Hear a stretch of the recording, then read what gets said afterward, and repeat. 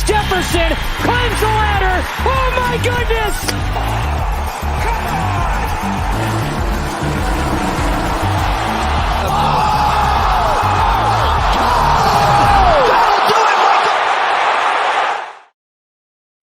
What is going on, everyone? It's AP over here at Rumpier Sports, bringing to you once again. We got the Strokes Gain Show.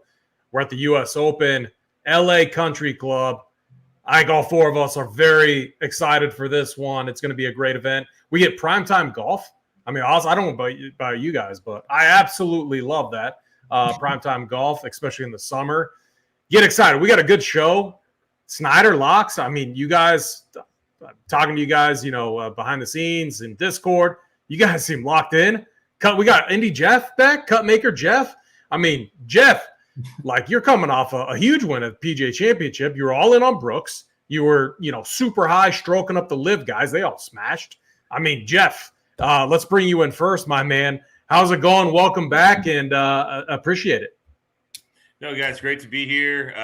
It was a ton of fun. I had just recorded my pod here a little while ago and got a chance to spend time talking with Eric Barnes, PGA Tour player, about the tournament this week. So I've got some interesting perspectives to share as well. So excited to have a good show, and this is going to be a blast.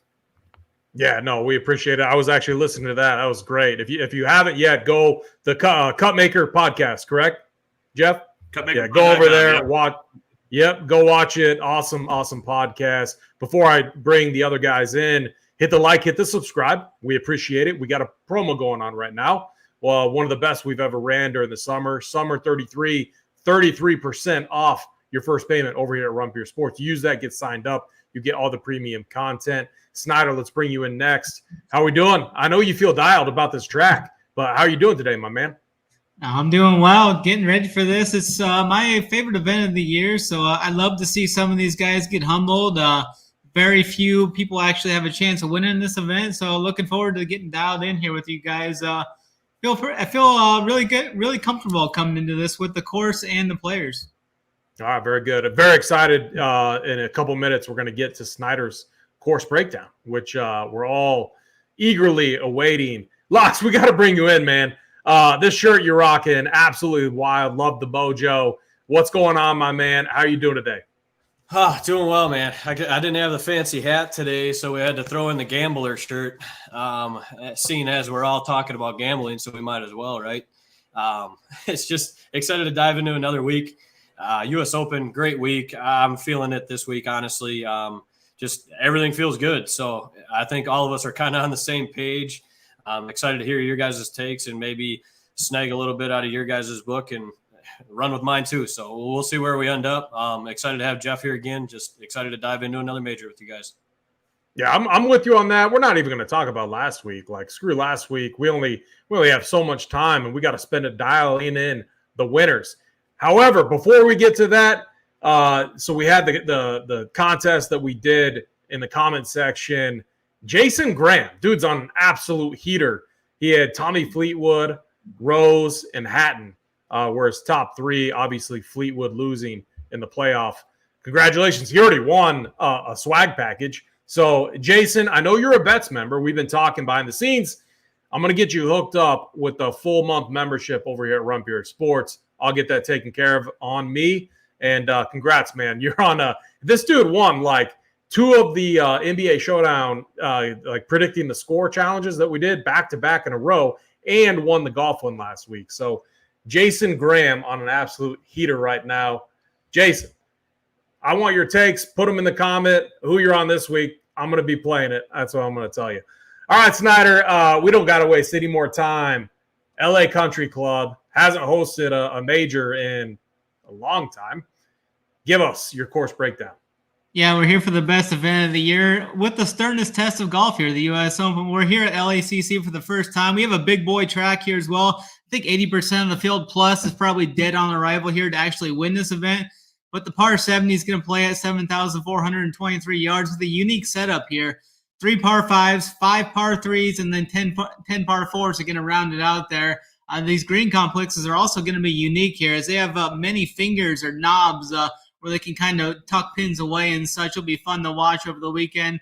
There's been a lot of talk about these wide fairways here, and you can just bomb it away. When in reality, I think landing areas needed to be hit here, and the shot shapes needed to find these correct landing areas are fairly tight here. Many of the fairways will be run off into the bunkers, rough, in the Barracanas there. The Gil Hans put it best there, saying the most effective defense to modern day golf now is firmness in both greens and fairways. And I think we see both of them playing plenty firm and plenty fast, heading up to tee off here Thursday here. These greens are going to be a mixture of deep greens versus some of these greens are going to be kind of smaller on the smaller scale. So there's no real average square footage that I can give for this week. The majority of them are going to be running back to front, meaning you're going to want to be underneath the holes here to avoid some very fast downhill punts here.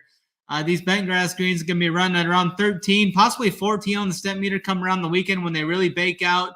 The Bermuda rough here is going to be playing at around 4 inches in length, and balls tend to sit down and sink into this type of grass, making it very hard to gain any spin or even elevate the ball out of these lies you're going to get on approach shots and chips. A few pros I've heard mention say they would rather play out of 6-inch regular rough than some of the 4-inch Bermuda rough they have around here. I would compare these greens kind of to Augusta too, with how firm and fast they're going to play, and they've got common runoff areas as well.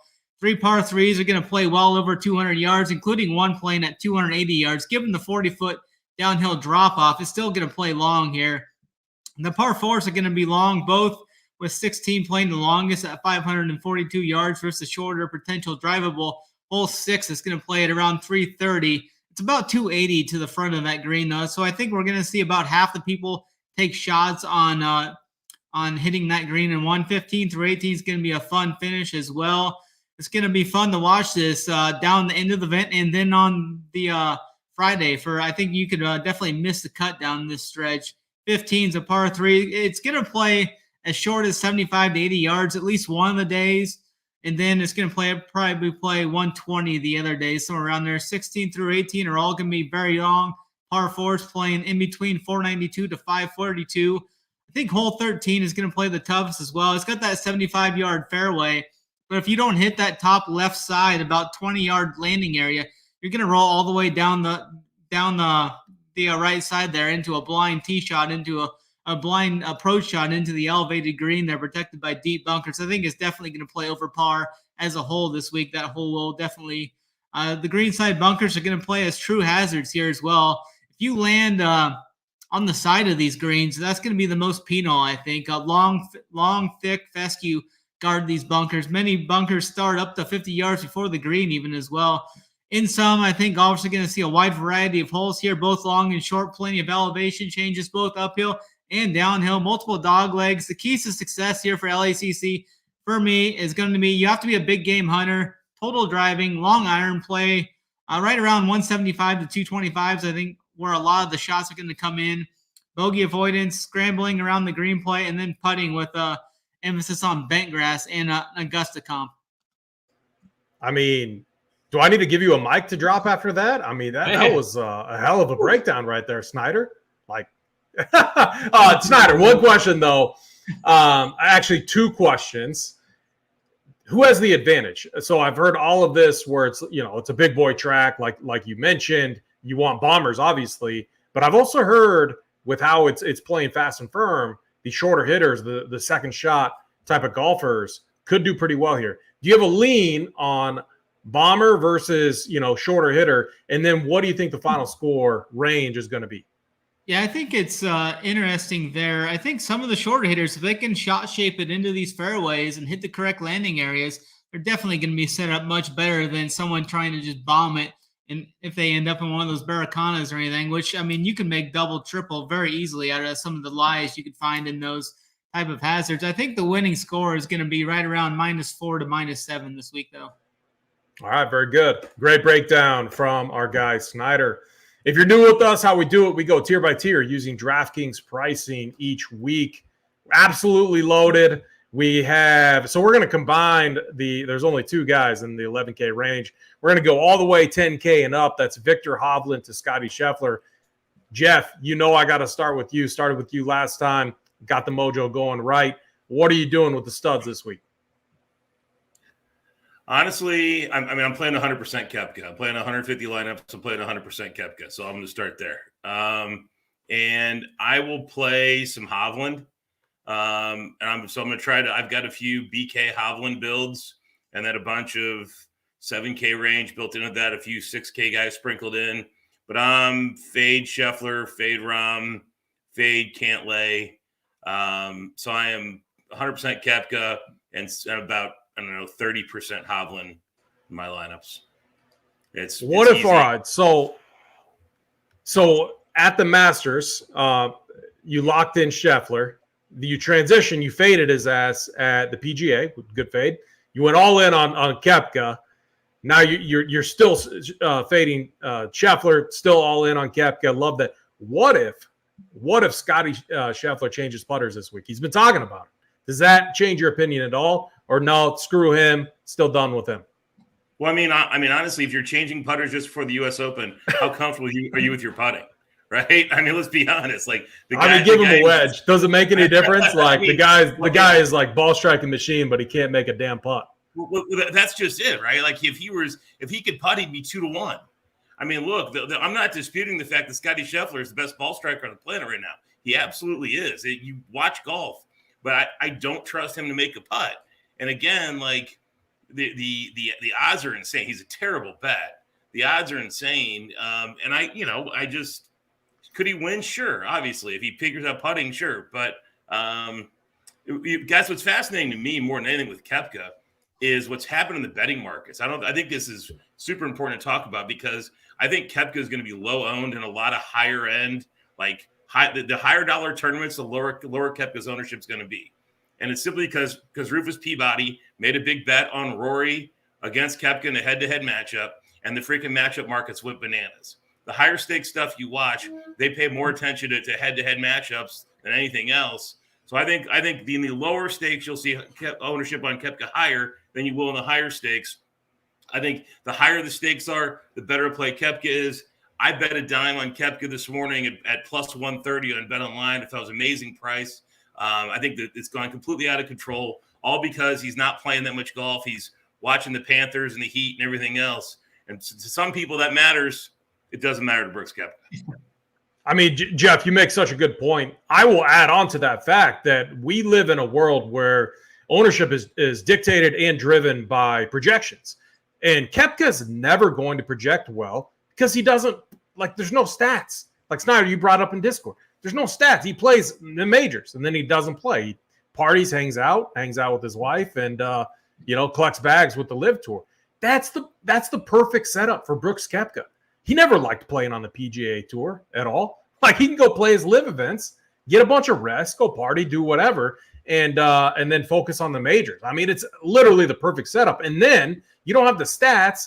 And without stats, and I'm a stats guy, so like I'm not trying to say I'm not. I love my stats, but people can't think outside of the stats too, and so that is going to lower his ownership as well.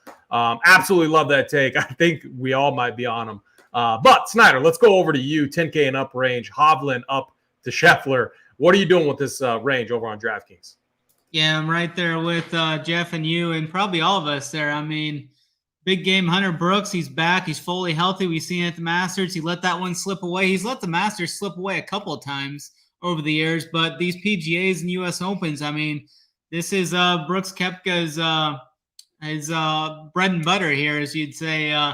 Really like this setup for him too. I mean, he doesn't need to play. I mean, I don't think I've ever recalled a golf. I don't think there's ever happened in history a golfer win 5 majors and not even win 5 PGA Tour regular events. He just absolutely does not care about those. He lives for these majors. He's going to roll up with that alpha mindset, the alpha game when it matters. I like how they priced him up to 10.8K. I really like that. So I'm going to be heavy on Brooks again this week. Just going to keep lining him up. I like how he's priced over 900 more than Rory, too. I think Rory's going to get all that late ownership like Jeff was saying with the matchups and stuff. We're going to swing a lot of that. So I like BK up top. And then I'm going to keep playing my guy Scotty. I just got to keep playing him.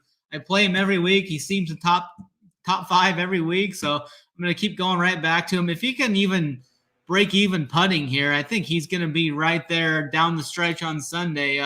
if we see a winning score like -4, -5, you're not going to need to make that many putts. I mean, he could make 7 birdies and be tied for the lead going into Sunday over 3 rounds, make 7 birdies. I mean, that's definitely in Scotty's wheelhouse. Even bad putting. I mean, he can hit everything inside the 10 feet or something, make 15% of them and still get those 7 birdies needed. And he's got the bogey avoidance and everything needed there. He strikes the ball so good. He's hitting the greens at a 73% clip, which is way better than anyone else over the last 50 rounds. So definitely going to be on Scotty and then BK as well.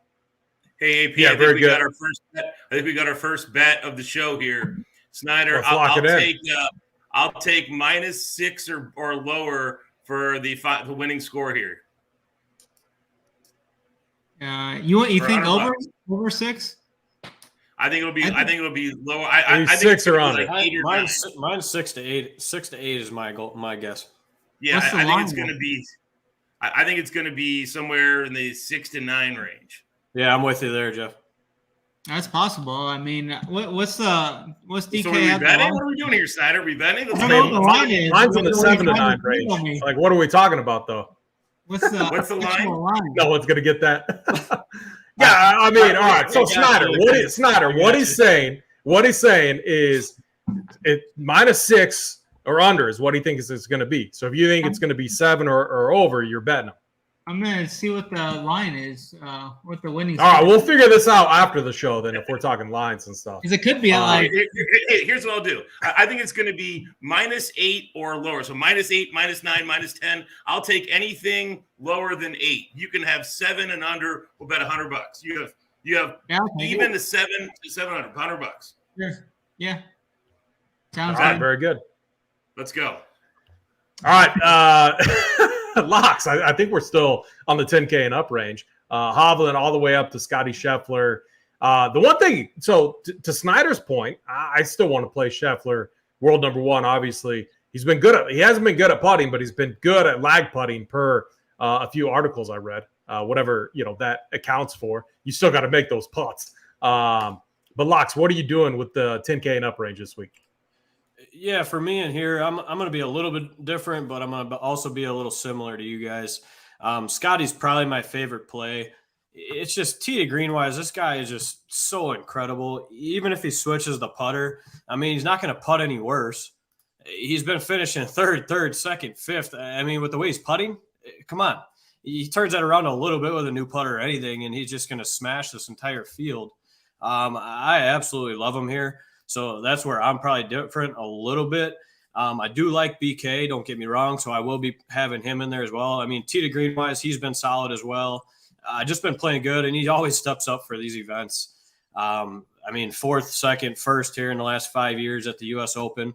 And then we got Patrick Cantlay is another guy I'm actually interested in here. Another tee to green wise, just stellar player. If he could just get some putts to fall this week, I actually like his chances here. Decent U.S. Open history, not the greatest, but I think the way he's hitting the ball and everything, he can contend here as well. So it's those 3 guys for me, exactly in that order. And then I'm crossing off Rahm and Hovland personally. Yeah, I mean, this rank, it's really hard for me to cross names off on this list because, like, we're in California. We're on the West Coast. So I always like Rahm on these West Coast tracks. I feel like he's the guy that could get squeezed a little bit. But honestly, like, I think Koepka could get even squeezed more. So, like, I'm with Jeff on that. And I'm going to try to run some things. I'm going to do exactly what I did at the PGA. I think it was the PGA. It might have been a different event. But I was able to get overweight on the majority of the studs that I wanted. And if I can accomplish that, I'm going to be very interested in it because then it becomes kind of a mix and match and getting your combination right in 150. I mean, when you think about like Snyder at the start of the show, you said 15 guys have the ability to win this event. Maybe not even 15. Many of those guys are right here at the top. Scotty Scheffler, Rahm, BK, obviously. I think it's a good Cantlay track too. The price seems a little high. Like, I think there's some maybe better value down below. And so that's my one problem with Cantlay at 10-3. And the same thing with Hovland. But here's the thing. And we got Jared in chat. And Hovland's been owning me all year because I haven't been playing him that much. and the dude's just been owning me. T2 at the PGA Championship, won the Memorial. I mean, the guy obviously fixed his around the green game, and he checks all the boxes that I'm looking at. I mean, he's won in, he's awesome off the tee. He's won in approach when you're looking at proximity. So, like, from a stats perspective, I could like Hovland, but for some reason, I never play the guy at all. He always feels too expensive, and he'll probably own me again this week. AP, listen, I'm with you there, and I finally learned my fucking lesson. I have this burned in my head of him like stubbing chips and just murdering putts past. That's 2 or 3 years ago. I have learned my lesson. I'm tired of not playing Big Dick Vic. Now it's time. We're in. Let's go. Big Dick Vic season. I'm in. I mean, look at this guy's name. Look at this guy's name. Jared loves Hovland. 555. I mean, how do we fade Victor Hovland? We got Jared in the chat. Just strokes to Hovland. All in Discord. He's begging us, please play him. All right, Jared, for you this week, I'll play him. He'll be in my player pool just for you. And then once I play him, we all know what happens. But no, I mean, for me, honestly, though, this range, it's really difficult to eliminate players from this range. And I'm really trying to get better at maximizing leverage. And obviously, taking stands has always been part of my game, running a tight player pool and stuff. But I'm going to keep an eye on ownership. Like, if Koepka continues to trend down, which is he could trend back up. It depends on what content looks like and who people are pushing. That obviously has a big impact on ownership. But if Koepka continues to trend down, I'm going to load up. I'm going to be right there with you, Jeff, on Koepka. But this top tier range is awesome. Absolutely loaded. Koepka, Rahm, my top 2 favorites. And then, probably followed by Scotty or Cantlay. Let's keep it going, though. We have a lot of golf and a lot to get through. Jeff, I'm going right back to you. We got another loaded 9K range. I mean, Rory, the guy is actually playing good golf. He just can't close. He's struggling on Sundays. The putter is so hit or miss and hasn't been that good. Everything else seems to be trending in the right direction, though. What are you doing with this 9K range, Jeff? I'm not playing any of them. I'm fading the entire range. I'm literally not playing a single one of these people. Maybe if you put a gun to my head, I would play some Cam Smith, but I'm fading this entire range. I think that's you liked Cam Smith at the PGA. Doesn't this feel like I still like him. Jeff, this is a better fit for him, I think, right? You got wider fairways. It is. But I mean, based on what I want to do and how I want to build my lineups, is because I want to have Koepka and Big Dick Vic in my lineup, right? I can't play any of these 9K Muppets. So Cam would be the only one I would play. And number 1 guy in my model, spoiler alert, is right below there. I'm playing Tyrrell Hatton. So that's right there. That's right on the cusp. So I'm going to be Koepka, Hovland, and some Hatton. I'm fading this entire 9K range. Yeah, we'll get to Hatton in the 8K range, obviously, but he's like the one. I never worry about ownership because everyone plays everyone, but man, I feel like he could get steamed up just because he profiles so well. But we'll wait for that one. Snyder, let's kick it over to you. What are you doing with the 9K range this week? Obviously, at majors, in especially the U.S. Open, we want the studs. We now have Rory, who usually is in that stud range, 10K and up. But now he's under. He's under Victor Hovland. He's right there with Max Homa, your boy Colin Morikawa, Jordan Spieth there. Matt Fitzpatrick, no braces on Matt Fitzpatrick. So you got that narrative going for you. What are you doing with this range this week? Yeah, I'm taking some big stands up top here as well, like Jeff was. I'm only playing 2 guys in that upper range, Brooks and Scotty. And I think I'm only going to have room to play 2 guys in this 9K range. It's going to be Xander, the first guy I'm going to be starting out with here. I think Xander is equal to Cantlay, equal to Hovland, and you're getting a good price savings with him there. I think they're the same play. And you look at what Xander's done in the U.S. Opens recently, the last 5 years, he's finished inside the top 7 four of the 5 times. He was 14th last year, 7th, 5th, 3rd, and 6th. I think we see Xander right there in contention again on Sunday. He's been playing some elite golf this year. I really like Xander at the price savings there. I think we see Hovland, Rory, Xander all come in within 17 to 20% or something like that. So I'm going to take Xander out of that three guy pod there. And then I'm going to be going to my guy Morikawa some this week. I always like playing him. I haven't played him much this year, but when I've played him, it's been under 10% or so. I played him, what was it, the Masters, and then the Snyder, you remember my comments to you a while back before he withdrew, right? In the final round. He looked awesome that day, on day 3. Remember, I was messaging you. I'm like, let's play him on, round 4 showdown or whatever. He obviously withdrew. Oh, did you get stuck with him? Oh, man. That was hurtful. I had 100% Morikawa. He's effing dead to me. Oh, man. It's something that I think I know that, hey, Jeff, I know that feeling. I know that feeling all too well. And I talked about this going into the Memorial, and it's something that I've been watching with Morikawa. It seems like he only putts good on like 2 surfaces. It's been Memorial and it's been Augusta. He's gained strokes putting there. He's had good success putting on both those surfaces.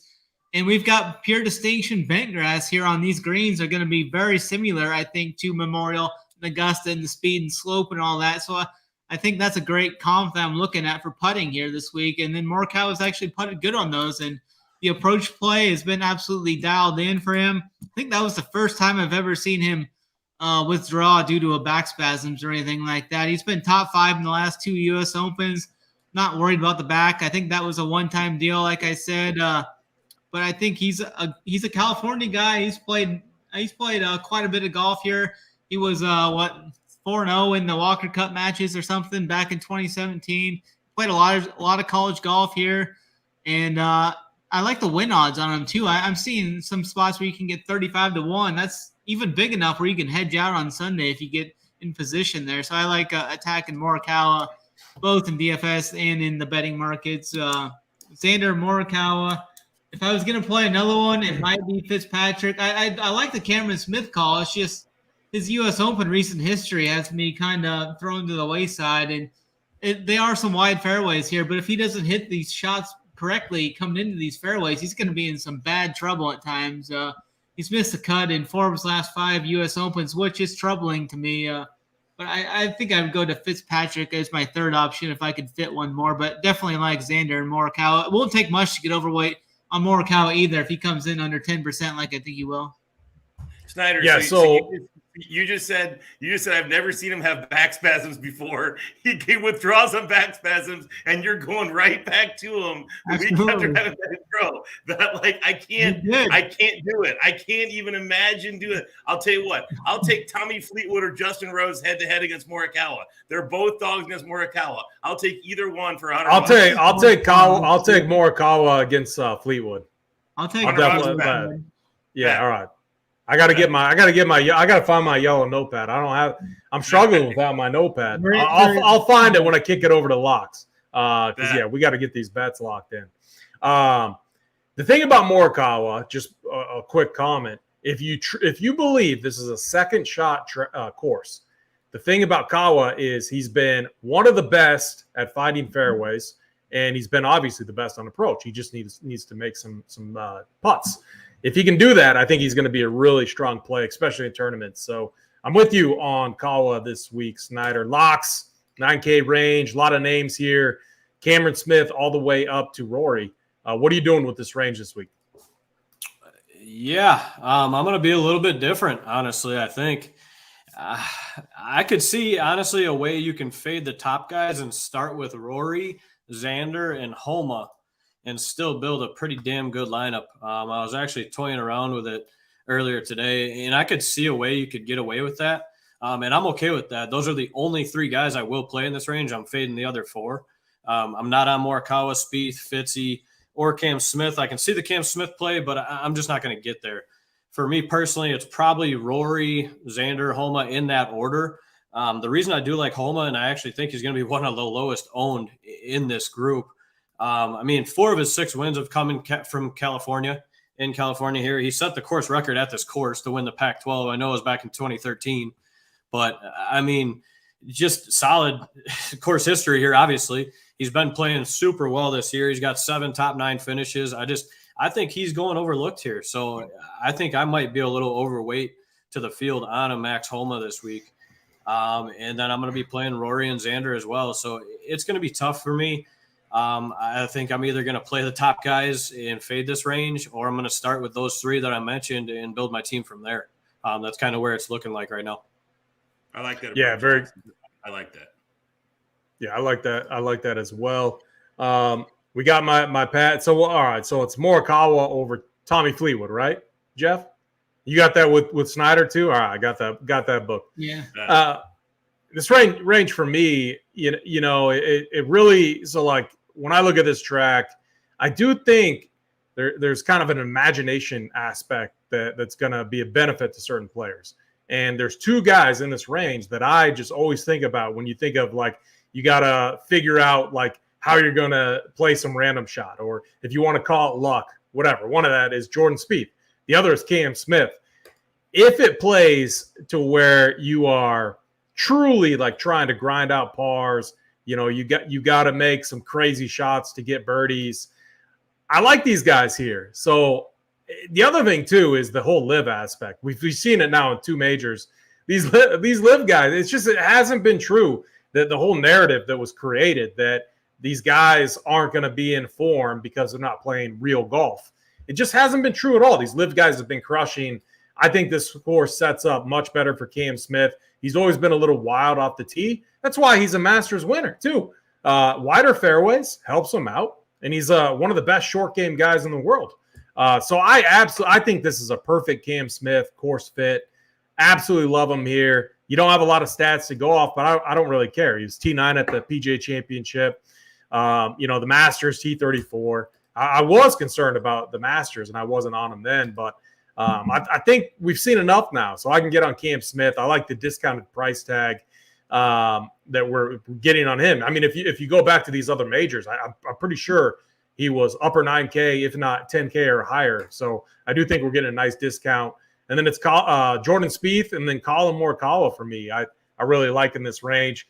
I've been playing Rory a lot. I like his group. He's paired with Brooks Koepka and Hideki Matsuyama. I think it's a really good group. Him and Brooks are buddies. Obviously, have played some practice rounds and stuff together. They don't really care about the whole live thing. I like Rory here. Rory's been playing good. He can't close. So, like, am I going all in on Rory? No. Like, I think it's just a play where I might get in line with the field, and I might be good with that. Like, I can get leverage elsewhere. Like, I don't mind. Like, I don't have to fade every single guy. I don't have to be, like, all in on every single guy. Like, Jeff, I do like your approach, though, going all – if I were to go all in on one guy, it'd probably be Brooks Koepka just because he's been an absolute stud. But I think Rory's going to be a play for me to where I'm just in line on the field because you know he's just going to get it together on that last day. And since I've been playing him, I don't want to miss out on that. That's my thought and reasoning there with Rory. But yeah, for me in this range, I love Cam Smith. And if you think about these builds, Cam Smith's 9K. He's basically almost in the 8K range. If you think of it with that approach, and if you're playing like a Brooks Koepka or a John Rahm, it makes for an easy pairing. And that's why I get hung up on Hovland. Because I always look at Hovland, and I'm like, well, I could play this guy over him. Oh, I could play that. Oh, I could get 1,000 savings and play Cam Smith over him? Yeah, sign me up. That's my – Jared, I know you're hating this right now in chat. But that's my one comment there on why, like, I'm always under on Hovland when he's feels too overpriced. But I just got this feeling about Hovland being overpriced this week. I don't know why. I know. I think he's going to own us, man. He's going to own us. I think though that's kind of the thing, right? It's like the Koepka Hovland build is going to be 0% owned.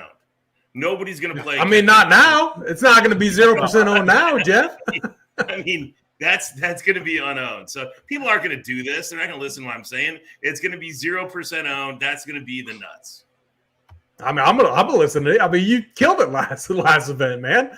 I'm definitely listening. I like that too. And there's different ways to do it to get leverage, especially if you're 115.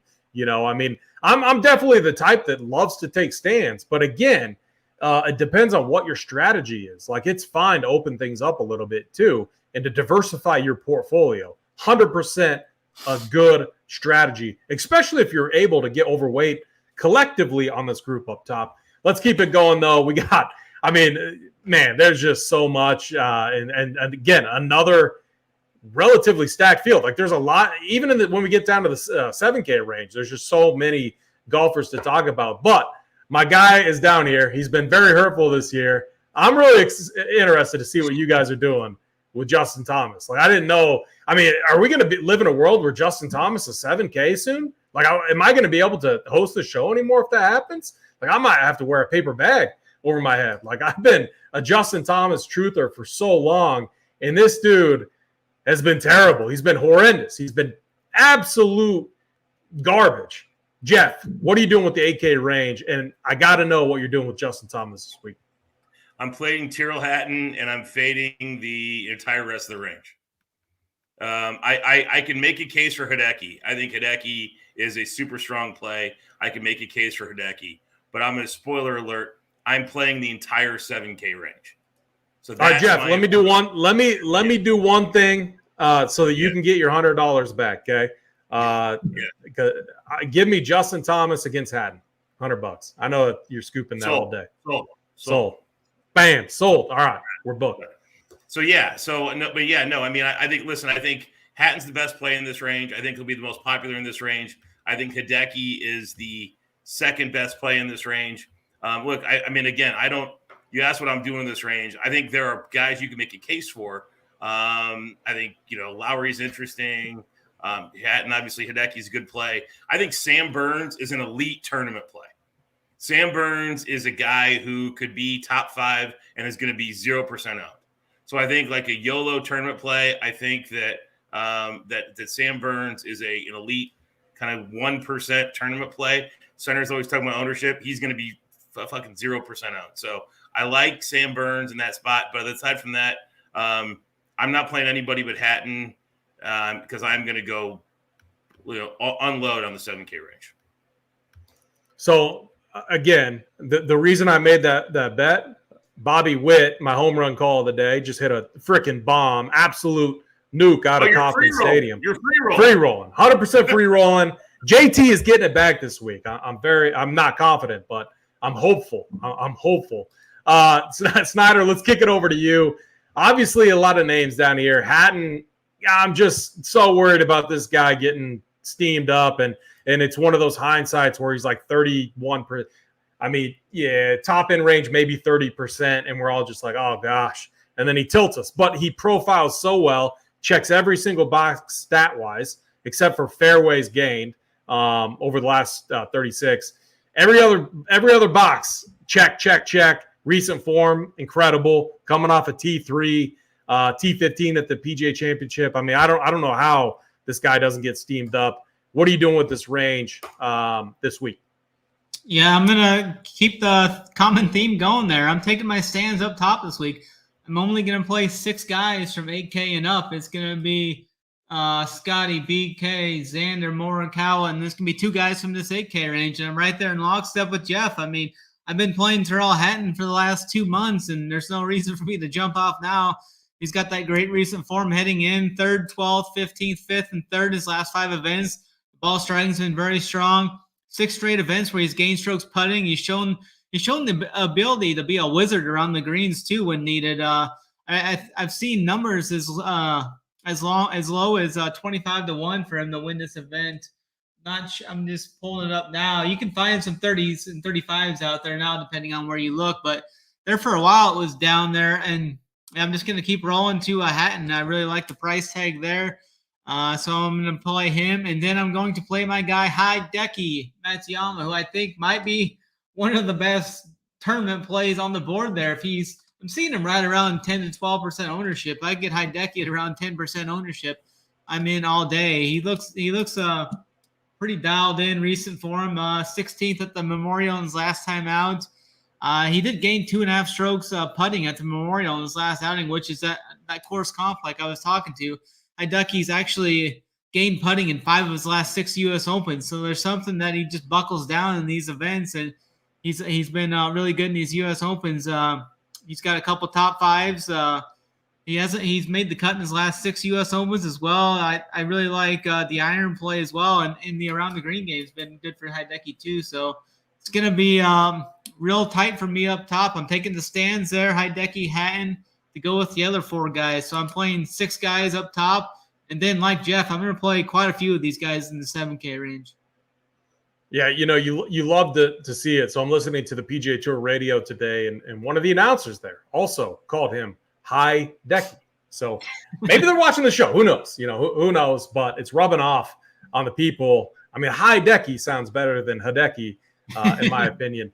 Locks. All right. So you are an elite tournament player. Multiple $100,000 won.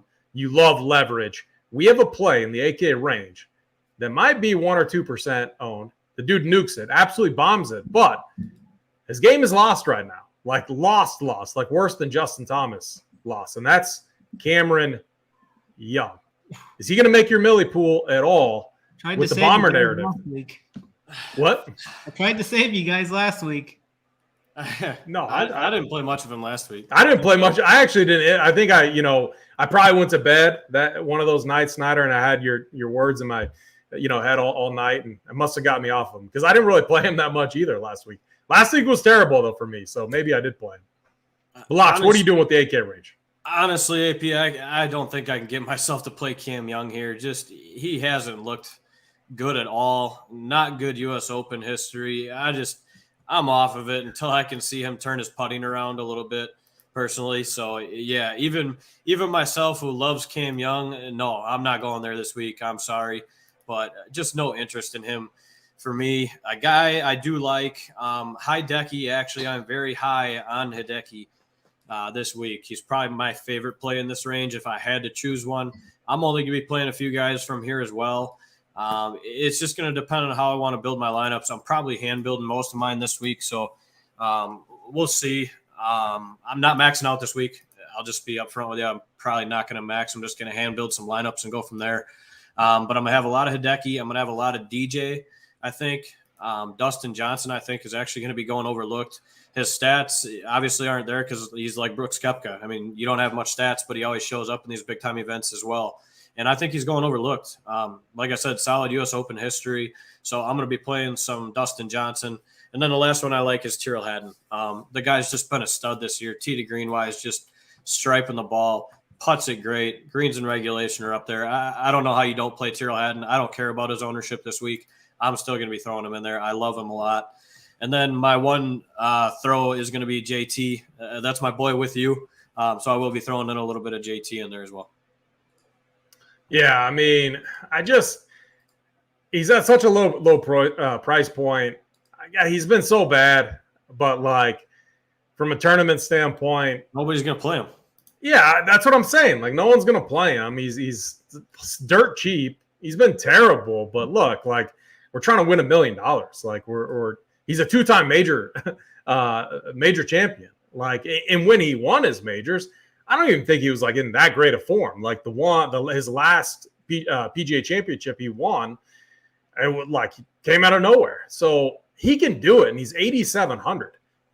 I mean, how many majors is Tyrrell Hatton? Like that's where I struggle with. Like Hatton is the stats play, and I'm a stats guy. I'll admit that. Checks every box, everything, and he's playing great golf.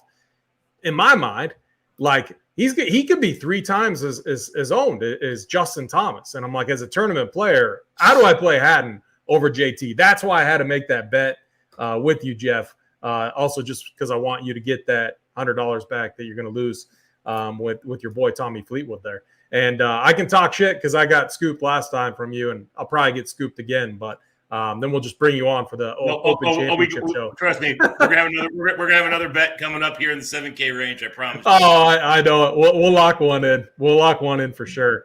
But it is just crazy. Like I'm with you guys. I think Hideki's a good play here. I think his game is starting to round into form. If you think the course is going to play fast and firm, that brings guys like Shane Lowry into play. Even like Sung Jae. DJ, I kind of struggle with because I played him at the Masters. I played him at the PGA Championship, and oh man, he was horrendous, like absolutely horrendous. So that feels like an absolute trap down there. But again, he's 8,300. And then Cam Young, he looks absolutely broken right now. If you thought this was going to be a true like bomb and gouge type of track, I would consider him. I don't think it's going to play like that. So I'm going to be off of Cam Young. Jason Day, I think, is a little bit interesting. He got the win and then miscut. I can forgive the PGA Championship miscut. Can't remember what happened at Memorial, but Jason Day, I might have a little bit of interest in as well. I like the it's a good range. It definitely is. And especially in tournaments, I'm going to have some of my boy Justin Thomas. But again, going back to what you were saying, it's not going to take much to get over on it. I could get him at 15%. I'm likely well overweight the field or potentially overweight the field unless he gets steamed up. Do you have an ownership projection number on him, Snyder? You're better at that than me.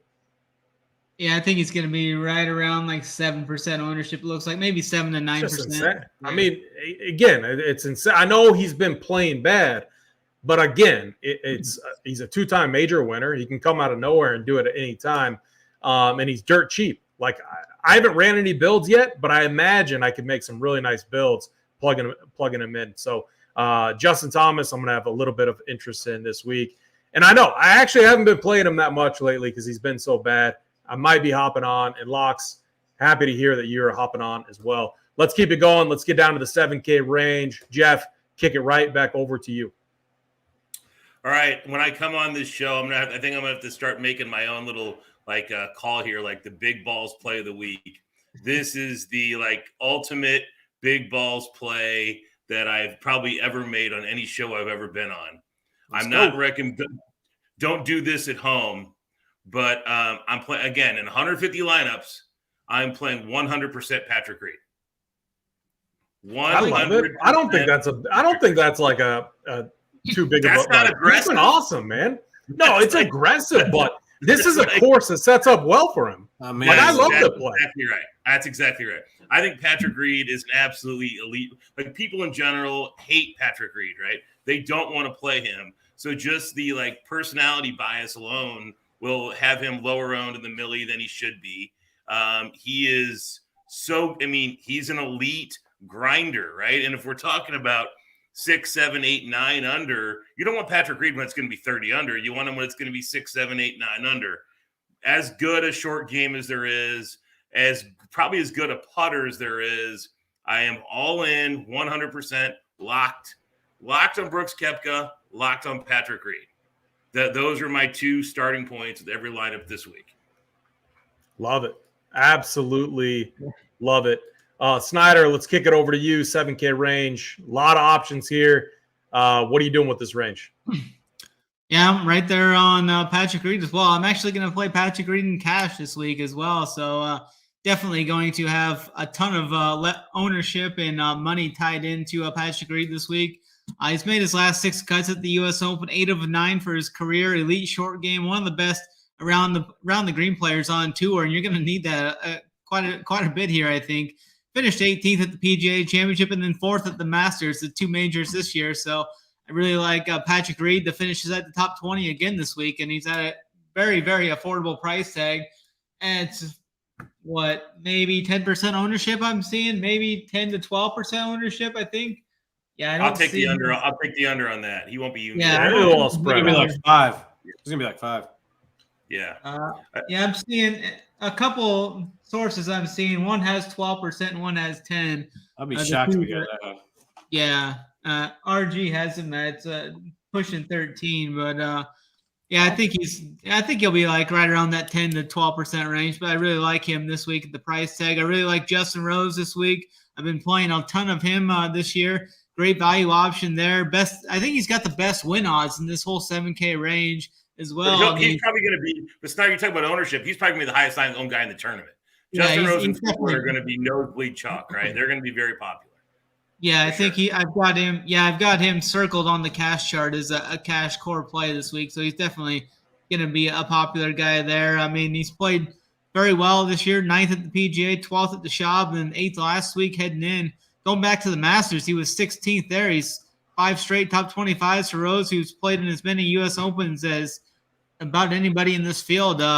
He won this event actually 10 years ago, too, so that's kind of interesting looking back on that. I like Adam Scott as well. The putter's return for Scott, gaining 5 strokes or more in 3 of his last 4 events. He's been great off the tee as well all year long. The strong around the green game is going to set up well for him, too. He's finished top 10 in 3 of his last 4 events, too. Plenty of history playing these tougher U.S. Opens as well, as this is going to be his 16th U.S. Open this year. Like Scott, like Reed, like I said, Siwoo is kind of getting a little bit of steam, I think. I think he's a guy that just plays too aggressive for this event. I'll probably be off of Siwoo. I know he's getting some steam. He's a great ball striker. The ball striking has been absolutely elite this year, but he's missed 4 of his last 5 cuts at this U.S. Open type. I think he just plays too aggressive. He's one of those guys. Hey, Snyder. Hey, Snyder. I would actually say on Siwoo the same way AP likes JT. I think Siwoo is a really good tournament play. Yeah, right? Yeah. Siwoo could be top 10 or DFL. He's a bad top 20. He's a bad top 40 play, but you want top 10 or DFL. I think Siwoo's an elite talent and a really good tournament play at probably, a very fair ownership. Yeah, I think he's kind of getting – I've heard a few podcasts that everybody's kind of talking him up as their 7K guy, and I'm seeing him right around 12 to 15% ownership. So I think he could get steamed possibly to 20 even if this week kind of keeps going that way. But I really like Denny McCarthy too here at the bottom of this range. Got hot this time of the year last year. He had 3 finishes of T7 or better heading into this event last year. And then he finished 7th at the U.S. Open here last year. And then this year he's 8th at the Wells Fargo, 29th at the PGA, and then comes off that 2nd place finish at the Memorial. One of the better putters on tour. He's made 2 of his last 3 cuts at the U.S. Open, including last year's top 10. So I like Denny at the bottom of this range. And then Russell Henley is another guy that I'm definitely going to be on this week. I think he could be one of the best point per dollar plays on the board as well. Kind of like I said about Hideki. He's finished 27th or better in 3 of his last 4 U.S. Opens. He enters in strong form. 6 of his last 7 events have been inside the top 20, and he's 4th at the Masters. The putter looks to be back for Henley, too. He's gained in 5 of his last 6 events, both at Augusta and Memorial, too. So those 2 comp courses I was kind of looking at for putting. So really like Russell Henley at the bottom of this range. Yeah, Russell Henley's another one of those guys that if you think it's going to be a second shot track, man, he makes for a really good play. A lot of options here. And the more I think about it, I mean, man, we're just, chalk Justin Rose, chalk Hatton. There's other guys in this range that leverage. I mean, again, if you're a fade the chalk type, if you're all about getting leverage, this could set up to be a great week for you. I mean, it could be a painful week too if these guys nuke, but if you like the leverage, it could set up to be a really nice week. Locks, 7K range. What are you doing down here? Yeah, I'm just going to run through this whole range quickly. If you're watching, I mean, I just kind of lay out who I'm putting in my pool and who I'm not. I'll just run down it pretty quick. A couple of guys I am very interested in that you guys mentioned, as I'll get into. But looking at the top, I don't know. You guys got me teetering on Fleetwood. I was high on him this week, but his ownership is kind of scaring me a little bit off of him. So I'll probably back down a little bit. Not the greatest U.S. Open history. He is playing really well, tee to green wise, everything right now. So I can't fully fade a guy like that. Corey Connors, tee to green. I mean, greens in regulation, master. Not great U.S. Open history. I think he's going to come in super low owned, so I wouldn't mind sprinkling him, but I'm not going to have a ton of interest there. Not playing Kim, no Neiman, no Rose, no DeChambeau for me. Going down. No DeChambeau. Nobody's playing. He's my 4th highest owned guy. I can't get myself to do it. I love Bryson this week. I'm in. No, I'm with you, Jeff. I like Bryson. Unless AP. Oh, Snyder's on Bryson? No. All right. Well, maybe I'm sprinkling Bryson. I mean, but Snyder's the biggest Bryson hater in the world, and he's playing him. Holy shit. All right. A little bit. All right. You guys talk me into Bryson. I'll throw a little Bryson in for you guys. I'll give you the shout out when he just goes nuclear. He can do it, so I could see it. I do love the Patrick Reed call. I'll throw a little Patty Reed in there. I'm there with you, Jeff. He's another guy, like you said, U.S. Open history-wise, super good. He always steps up in these big events, and nobody's going to play him again, so I'm okay going there. Ricky Flower, I've loved him all year. He's back this year. Just a machine, it seems like, for like top 15s. I'll gladly play him here. Tee to green wise, he's just been too good not to play. I'm going to be off of Wyndham Clark. I mean, he's hitting a ton of greens, so I could see why you're going to go there. I don't like him here at this course for some reason. I'm just not feeling it. Unless you guys can talk me into him, but skipping down most of these other guys, I'm gonna play Siwoo. I actually do love that call as well, Jeff. I was on him. He's on a couple teams I already built actually, so I am one of those. Either go nuclear or finish DFL. I don't care. I'll gladly play guys like that. I'll take those chances. So I love me some Siwoo Kim. Just tee to green has been so stellar. Just incredibly accurate off the tee. I love him this week, honestly, as a tournament play. Denny Putz, I like him. I know AP is going to like Harris English, so I'm going to throw him out there for us. I do like me a little Harris English down in this range as well. Just been hitting the ball well. He looks healthy again. Solid U.S. Open history, 3rd and 4th here in 20 and 21. So I'll be going to Harris English for sure. And then looking down at these guys, I don't have much interest other than Russell Henley as well. I do love that call. It's another one of the guys I was going to mention. You guys took him up before me, but that's what happens when you go last. So I'll be throwing some Russell Henley. I'm shocked you guys didn't throw a Philly Mick in there. Nobody likes Philly Mick? No. I'm totally screwing with you. I'm not playing Phil Mickelson. So we'll move on. Hey, I mean, again, the course comp has been Augusta, and he looked freaking awesome at Augusta. True. So, I could see his tournament play, but no interest in me. Real quick, I got a few more, and then I got to bounce to go to this decent draft here, guys. But real quick, a couple of guys I like down here. I like Eric Cole, 7K. I'm going to have some Eric Cole in my lineups, and I'm actually going to have some Minwoo Lee. I think he's it looks a great start, really pretty solidly. I don't mind Minwoo Lee, and I'll probably have a few shares of Sepp Straka, but I'm playing tons of the 7K range. Those are just you guys I wanted to mention that nobody mentioned. But yeah, go Koepka. Go P. Reed. Let's go Fat Pat. And for sure, go ahead. Jeff, all right, so 2 things. Give us your winner. And so who you think is going to win? No odds. Probably Koepka, right? But they give us a long shot, and then tell the people where they can find you. Your Twitter handle, your podcast and everything. Yeah, thank you. So, I'm picking Koepka to win. My long shot to win, north of 70-1 is Siwoo. I think he's the best bet on the board, north of 70-1, just for an outright winner. And you guys can find me at Cutmaker Jeff, at Cutmaker Pod. We had Eric Barnes, current PGA Tour pro on this morning. He was nursing an injury, so we were super lucky to have him on. He's boys with a lot of these really good Korn Ferry Tour guys, like the Suz, a lot of these guys. He's friends with a lot of these guys. Good friends with Eric Cole, really cool. Conversation with him. We had me, him, and Mitch Moss this morning. So it was awesome. Check that out at cutmakerpod.com. Guys, thanks for having me on. Love you guys. You're going to do a great job. And we'll talk again at the Open. Yeah, sounds great. Jeff. Run pure this week, fellas. Jeff. Yep. See you guys. See you.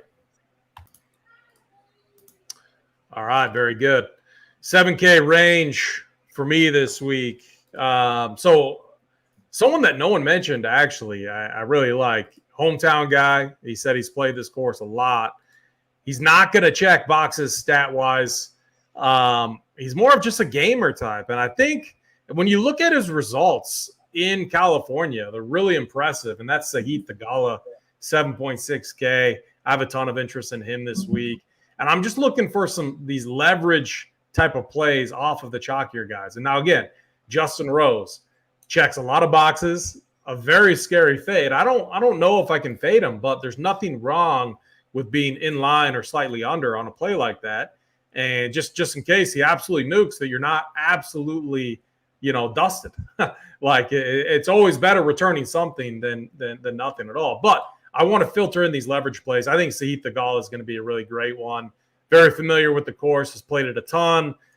He in his interview today, PGA Tour Radio, he talked all about it. Great one. Go look that up. Wyndham Clark, another guy I've been really high on for quite some time. And Wells Fargo, he got the win this year. This dude's always played well in California. He's been a guy that I always go to in California. Now we get we get him in form at a U.S. Open. I love him this week. 7,500. I think he's a fantastic play. Patrick Reed, I'm with you guys. I think Patrick Reed's an awesome play. Adam Scott's been playing out of his mind. Like, why would we fade Adam Scott? There are so many good plays down here. my goal is I want to get them all in a group, give them a fair projection, and see if I can get overweight with them and mixing and matching with the other guys in my pool. That's going to be one of the strategies that I have this week. Denny, I think he's an interesting play too. I do worry about, he's not the longest hitter. We need this course to play firm and fast. If it does, Denny's going to be very much in play. The one thing I really like about his game, he's been finding a ton of so he's always been like one of the best putters in the world, if not the best. And his short game is always dialed in. It's just he's not that long, but he's been finding a ton of fairways. So if it sets up as a second shot track, Denny McCarthy is going to be a guy that you want some exposure to. And then, Harris English. I love Harris English just because he does look to be getting healthy. And when he's healthy, he hits fairways and he sets his game up. And if he does that here, 7,200, I don't think he's always overlooked. So I don't think he's going to be that highly owned. I could definitely play him. And there's a lot of guys just cut, like Aaron Wise. You're not playing him. He's been terrible. Billy Horschel, you're not playing him. Tom Hoagie, and not playing him. I'm not even playing Cam Davis. Go ahead. I want to play Moronk. What do you guys feel about Adrian Moronk? I cut him also. There's just I love Henley too. I love Seth. I love Eric Cole. There's so many good plays. I just had to make some cuts. So the one guy I want to mention too was actually Andrew Putnam. Oh crap, we're not in that range. He's a 6 guy. I like Puttham. I like him too. He's a ball striker. I think. Yeah, Minwoo, he's a bomber too. The dude hits at a mile. So, I think he's a fantastic play. But this range is absolutely loaded. I think Tom Kim, if you think it's going to be a second shot track, he's going to be a guy that's 2 to 3% owned. No one's going to play. He could randomly pop up. There's so many unknowns this week. He's dead to me. Is he? Here's the thing. I haven't played him. I haven't played him in so long. So, he's not dead to me yet. He might be after this week, though. Oh, no, he's dead to me. I played him in every lineup. I forget which tournament. Shot +7 first round. Never again. Nope. And I honestly, Phil, I don't think Phil, if you're talking with what he did at the Masters, and he won a PGA championship not long ago. I don't know. There's definitely crazier plays out there than Phil. But for sure, for me in this range, I think my favorite tournament play is Sahith Theegala. Let's keep it going. Let's get down to the 6K range. Snyder, what are you doing down in the 6K range? Yeah, there's not too much that I'm overly excited about down here. I think Hadwin's a good play. He's going to be under 5%. I think Brian Harman's actually a good tournament play.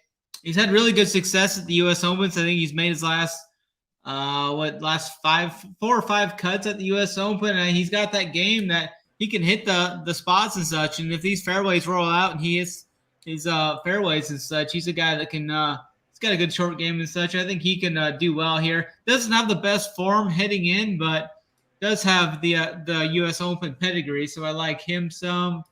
Carson Young's a guy I've been playing a lot. I'll probably have some of him. Just kind of going down a little bit more. I do like Andrew Putnam. He's coming off that 5th at the Memorial. He's a guy that just finished inside the top 45 in 2 of his last 3 U.S. Opens, 6,800. If he can go out and finish 35th or something, I'll be more than happy to have him in there. Kurt Kitayama was a guy that had some of the better win odds down here in this range. Moronk's a guy. I didn't play him last week when he was kind of popular. I probably won't go there. I don't want to play too many guys in this 6K range, so I'm fine. I'm only going to play 6 guys up top, 8K and above. So if I play just 2 of those and then 4 7K guys or something, I'll be happy not even dipping down here if I don't have to. I do like my guy Dai Long Wu down here. What's he at? 6,400. He got 31st at the U.S. Open in 2021, 25th at the Canadian Open. He has a couple other decent finishes there. He was 21st at the Wells Fargo, 15th at Mexico. I think he's got some upside. He'll be 1% owned too down here. But I don't really see too much that really gets me excited. I don't see any soldier type guys down here at the 6K range that I will be heavily exposed to, but maybe some sprinkles at 5% or so around some of these guys. Yeah, very good. Locks, 6K range. You mentioned Andrew Putnam. But who else do you like down in this range? Yeah, there's a couple down here. Obviously, not a ton. This range is going to be lightly used, I think, this week. But there is a couple names up top I actually do have a lot of interest in to round out some of my teams. I do like Moronk a little bit this week. I don't know why. Just got a decent feeling about him. So I'll be playing a little bit of him. I just think he can play well for us. He missed the cut last week. I think he bounces back here this week. Andrew Putnam, another guy I'll be throwing in there. TD Green-wise, he's been solid. He hits a lot of greens. I could see him playing well here personally. So I do like him. Another couple names I wanted to mention, Patrick Rogers, Carson Young. I like these two guys as well. Carson Young just shot unbelievable rounds to qualify for this event. He's been playing super well. And I don't know. I think he should be priced in like the mid 7Ks, and he just keeps getting priced down here. So I'm going to keep playing him. And then Brian Harmon and Adam Hadwin up at the top of this range. I actually do have a lot of interest in them as well. And if I can get these guys sub 5%, they're names that I'm willing to play down in this range. I mean, decent U.S. Open history. Brian Harmon is always our boy, run peer guy that we always love to play. So I'll be definitely playing a little bit of the short lefty here. Just a guy that keeps it in play. He's not really going to do anything fancy, but I think he's a guy that can compete at a U.S. Open that's going to finish in the, I think, 6 to 8 under range. Yeah, I like the Patrick Rogers call. Stanford guy. He was another one of those that was a part of that 2013 Pac-12 championship that was played here at LA Country Club. I always like playing him in California too, or on the West Coast. Like Patrick, I think a former workbench play of the week, like 2 or 3 years ago, in a track on the West Coast. So I'll be looking pretty hard at our boy Patrick Rogers. His game's always kind of reminded me like a poor man's Wyndham Clark, if you can even call it that. But I like how he sets up here this week. I love the Carson Young call. I'm going to be on him with you as well. Just pulling up some of the others that I like down here. Adam Schenk, he's just been playing really good. And again, he was another guy. So when Jeff was on here, I was listening to his podcast earlier. The guy that he had on, like, he likes Adam Schenk this week. He's just playing out of his mind, and he is. Maybe it's him and his wife just had a baby not long ago. Like, maybe it's the mojo going. I mean, the guy's just been literally playing out of his mind. Andrew Putnam, I like. Dylan Wu a little bit. Hayden Buckley a little bit. But again, I'm with you guys. I'm making more cuts than I am plays down in this range. I want to be really careful with the guys that I'm on. Patrick, go ahead. I actually don't mind. I just want to shout out the guy in the chat.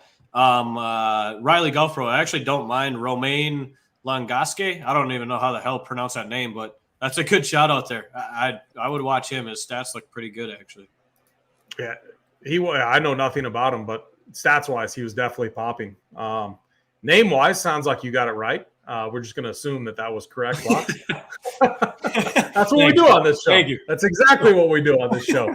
But again, like, it really depends on what you're playing. If you're playing 150, yeah, include some of these guys down there. Your Thomas Peters, your Carson Youngs, Patrick Rogers, Schenk. Like, I think he's been playing good.